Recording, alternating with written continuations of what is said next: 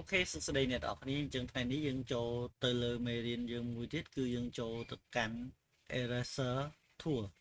Eraser Tool នេះគឺប្រើសម្រាប់ធ្វើការលុបនៅ background ក៏ដូចជា layer ដែលយើងចង់ធ្វើការលុបអញ្ចឹងនៅពេលដែលចូលទៅក្នុងមេរៀនកាន់តែជ្រៅដែលពាក់ព័ន្ធជាមួយនឹងការ design ខ្ញុំនឹងធ្វើការបង្ហាញកាន់តែស៊ីជម្រៅទៅទៀតអញ្ចឹងឥឡូវរបៀបនៃការប្រើ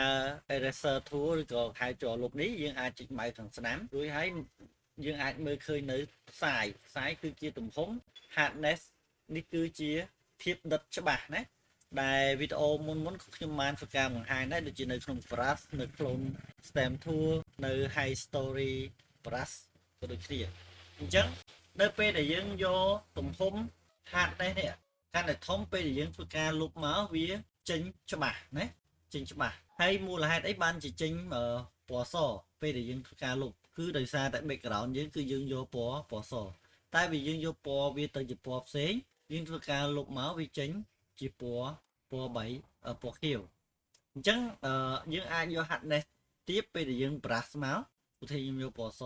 brush មកគឺវាបែបព្រិលបែបនេះណាអញ្ចឹងនៅពេលដែលគេប្រើ eraser tool នេះគឺប្រើនៅពេលដែលយើង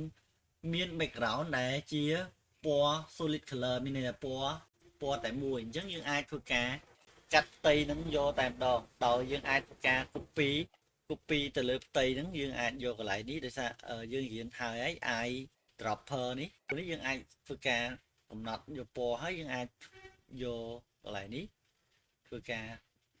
ទាញលុបមកអញ្ចឹងហើយការប្រេកព្រមក៏ខ្ញុំបានប្រាប់ដែរគឺគ្នាបបើកគឺព្រមគ្នាបិទគឺពង្រីកណាហ្នឹងហើយអញ្ចឹងយើងគ្រាន់ចុចមកយើងចុចទាញមកហើយកន្លែងនេះក៏ដូចគ្នាដែរ hardness យើងវាទូចអញ្ចឹងពេលដែលយើងលុបម្ដងគឺវាចេញបែប clear បែបនេះតែវាយើងយក hardness ធំពេលយើងចុចលុបម្ដងគឺបាត់តែម្ដងណាហ្នឹងហើយ opacity ក៏ដូចគ្នាដែរបើស្អីយើងយកមកវាលុបម្ដងតិចអញ្ចឹងណាបាទបើយើងយកធំ flow ដូចគ្នា flow បើស្អីយើងចុចតែមួយហើយយើងទាញចេះយើងងាកទៅវិញទៅមកគឺវានឹងបាត់ប៉ុន្តែ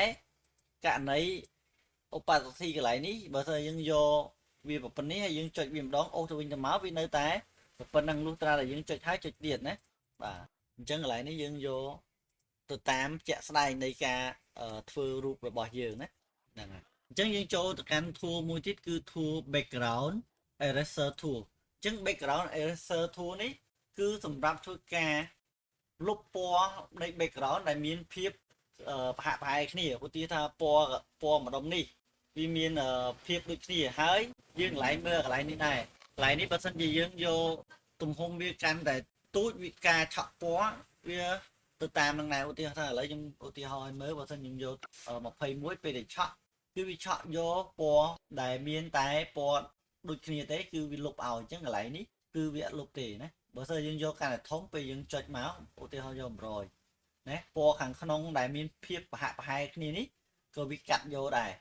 ណាអញ្ចឹងឥឡូវខ្ញុំដាក់ background ពណ៌ខ្មៅឲ្យមើលឬក៏ពណ៌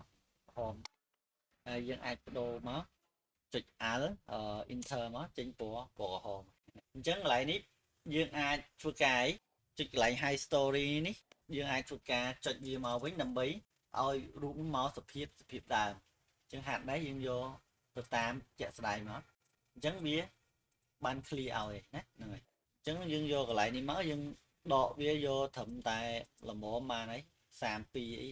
ទៅយើងចុចមកអានេះយើងអាចបរិចណាអញ្ចឹងកន្លែងនេះចុចមកវាដកឲ្យតែកន្លែងដែលពណ៌ប្រហាក់ប្រហែលគ្នានោះទេអញ្ចឹងវាអត់កាត់ផ្ទៃទេអញ្ចឹងកន្លែងហ្នឹងក៏ការកាត់វាក៏មិនសូវជាស្អាតដែរអញ្ចឹងនេះគ្រាន់តែ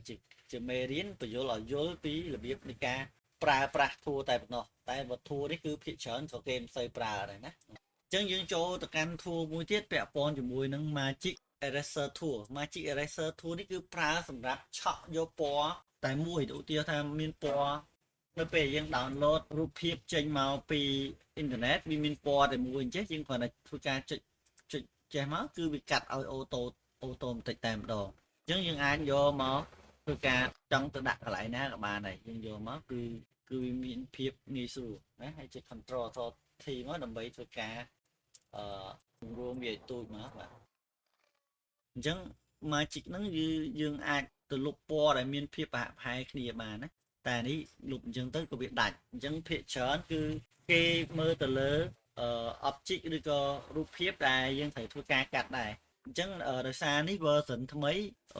2025តែម្ដងអញ្ចឹងមានវា remove ឲ្យ auto បន្តិចអញ្ចឹងគឺ version ថ្មីគឺមានភាពងាយស្រួលច្រើនបាទអញ្ចឹងវា remove ឲ្យ auto បន្តិចតែម្ដងណាហ្នឹងហើយហើយបើសិនជាចង់បានកម្មវិធីហ្នឹងអាដាប់ពី Photoshop 2025គឺអាចcomment នៅខាងក្រោមខ្ញុំនឹងទាញចូលទៅក្នុង group ដើម្បីទាញយកកម្មវិធីនេះ